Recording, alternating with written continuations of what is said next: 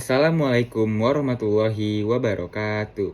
Perkenalkan, nama saya Muhammad Gusti Wildan dari kelas 12-9. Kali ini saya ingin menjelaskan materi dari peristiwa 10 November atau bisa disebut pertempuran Surabaya. Pertama-tama, saya ingin menjelaskan apa itu latar belakangnya. Peristiwa 10 November 1945 yang sekarang dikenal sebagai Hari Pahlawan merupakan satu peristiwa heroik segenap rakyat Indonesia dalam mempertahankan kemerdekaan yang diproklamasikannya pada 17 Agustus 1945. Peristiwa bersejarah ini dipicu oleh tewasnya Brigadir Jenderal Malabi dalam pertempuran di Surabaya, Jawa Timur. Dalam peperangan itu, Malabi tewas terpanggang di dalam mobil yang ditumpanginya, diduga akibat terkena lemparan granat saat melintas di depan gedung Internatio.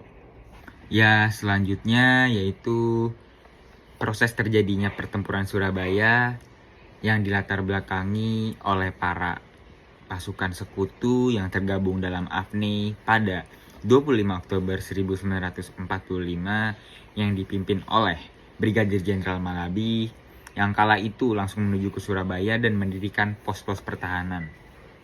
Awalnya, para pasukan sekutu datang untuk mengamankan para tawanan perang, melucuti senjata Jepang, dan menjaga ketertiban di daerah Indonesia termasuk Surabaya.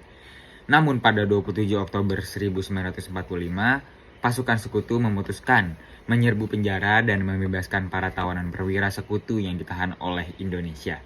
Pasukan sekutu mulai mendirikan pertahanan di tempat-tempat penting.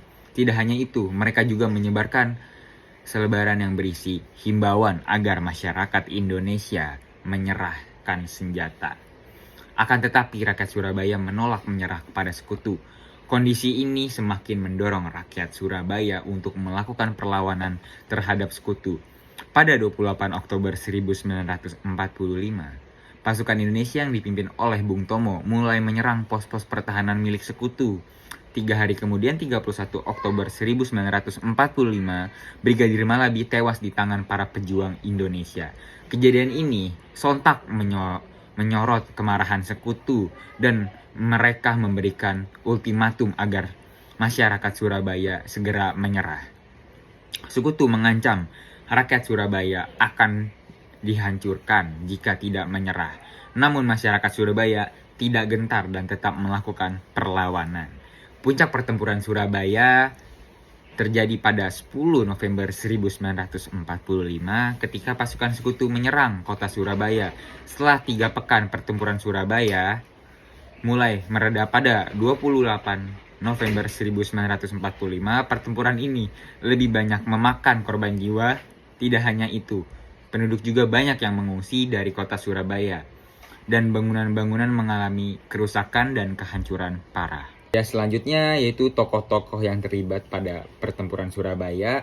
Ada 7 tokoh. Yang pertama ada Bung Tomo, yang kedua ada Gubernur Suryo, yang ketiga ada Kiai Haji Hasyim Asy'ari, yang keempat ada Muhammad Mangunibrojo, yang kelima ada Maijen Mustopo, yang keenam ada Maijen Sungkono, yang ketujuh ada Abdul Wahab Soleh.